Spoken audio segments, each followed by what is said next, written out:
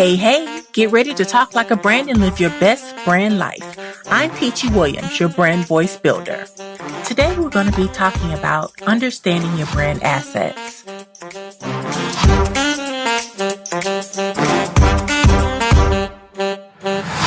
So, creating a timeless brand that's recognized all over the world takes work, right? The one thing you want to make sure of is that it fully represents what your brand stands for. To be honest, it takes companies and brands years to really niche down and create memorable components that stand out to us, their consumers. So you need to have assets that are going to build a strong brand identity. Those are called brand assets. These are what distinguish your company's characteristics from everyone else. Your assets are a part of your brand guidelines. So if you haven't listened to the Brand Guidelines podcast, make sure you tune in so you'll understand exactly what I'm talking about.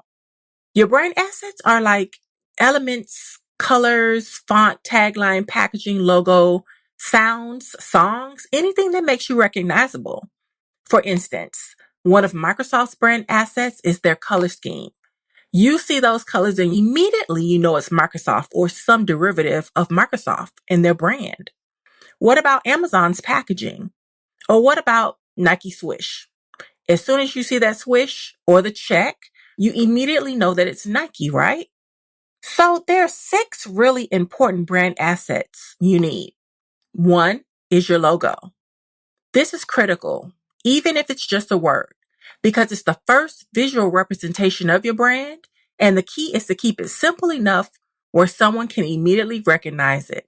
Again, think Nike. The second one is typography.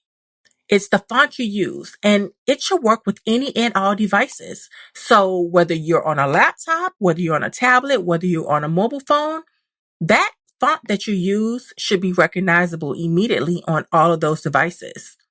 Your typography can be different from your font, but that also means that the typography can be different, but it should work together with those fonts for cohesiveness. The third brand asset, and a lot of people don't even think of this as an asset, is legal. It is absolutely an asset because any contract or legal lingo like your disclaimers and other things on your website should be airtight, right?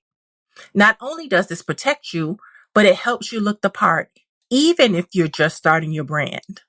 Number 4 is brand colors. Color is essential when separating yourself from your competitors. So use a color wheel and understand the psychology of colors and how you want your customers to feel. It's also a good idea to research your industry because some colors are more conservative than others and they are standard in that industry. Number 5, a brand asset that's very important is the imagery that you use. It actually makes a difference. Do you have a set of models you use for everything? What about your B-roll footage? Using stock images the right way can also have a huge impact on your engagement. So make sure that the images you're portraying for your brand are cohesive and they tell your brand story. And number 6, graphic elements. If you're using icons, what kind of icons are you using and where will you use them? Are they flat, colorful, simple, 3D? This can also help you establish a strong brand identity. So those are the top 6 important brand assets, and then everything else falls into the mix. The key is in knowing what to create and how to use them effectively. Make sure these assets keep your brand an asset and not a liability.